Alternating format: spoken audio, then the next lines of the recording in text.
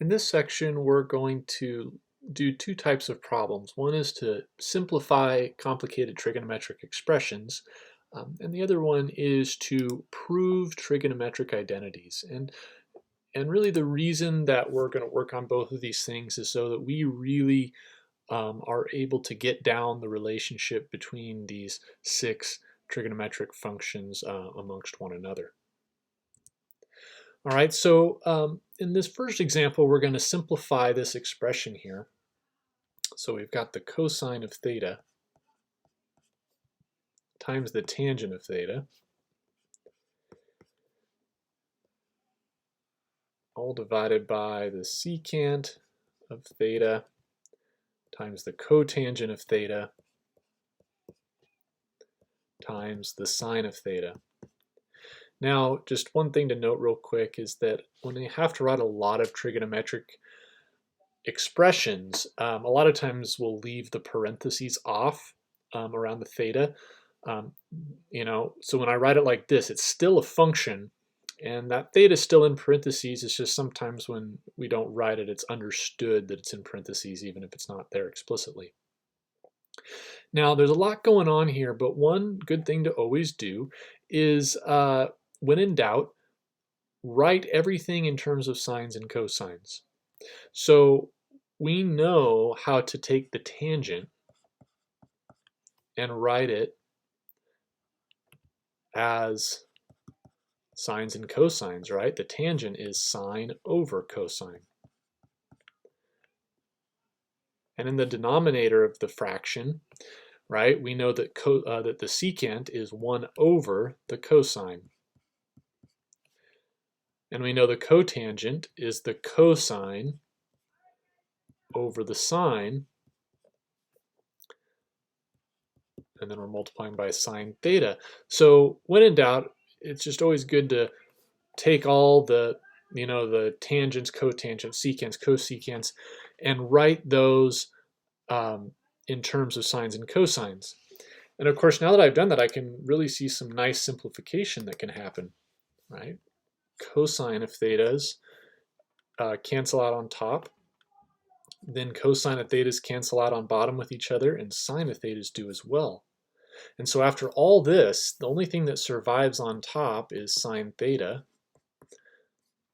We're left with just 1 on bottom, and then of course we take that last step to say that entire expression that we started with just turned out to be the sine of theta.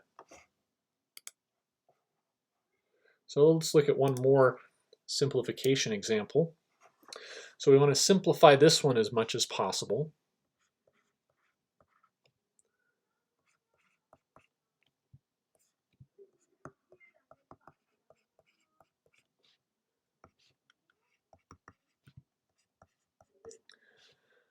Now, if I gave you two fractions,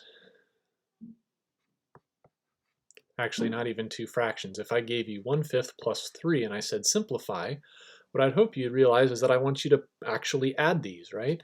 So the first thing that I would hope you would do is realize 3 can be written as a fraction if you write it as 3 over 1. And then I can always get a common denominator by multiplying by 5 on top and bottom. So this is 1/5 plus 15/5, which is 16/5. All right, so here I would say let's motivate ourselves in the same way. If I want to simplify, it might be nice to combine these, right? But if I want to combine them, since the one on the left is a fraction, I want to make the one on the right a fraction as well. So I can always say that's the sine of theta over 1. Okay, but just like here, I needed a common denominator in order to be able to add these fractions. So in this case, I need to multiply the 1 by 1 minus the sine theta and multiply the top by 1 minus sine theta.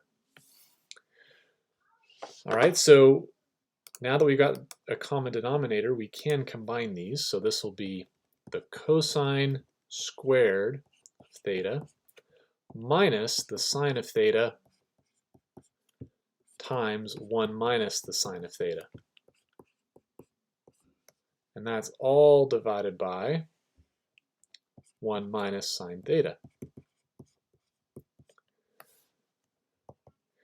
All right, now the only other simplifying I can really do is, can I combine any like terms, and then can I do any canceling on top and bottom? But if I'm going to cancel on top and bottom, I would need to be able to find a 1 minus sine theta factor up here, right? So I can't, for example, I cannot slash this 1 minus sine theta out and this one, because this 1 minus sine theta on top is not being multiplied by the entirety of the rest of the top. It's only multiplying by this sine, and then it's being subtracted from cosine squared. So we can't do anything right now. So what might be wise is to go ahead and distribute this through and see if what that turns into is anything helpful. So I have the cosine squared of theta minus sine theta, and then a negative sine theta times a minus sine theta is going to be plus sine squared theta.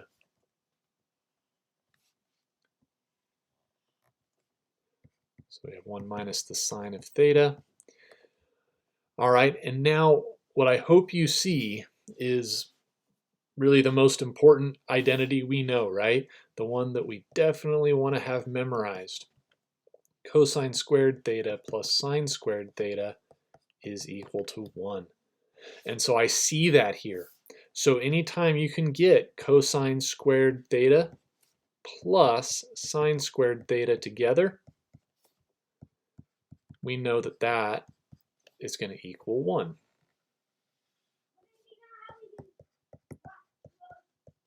So these become 1.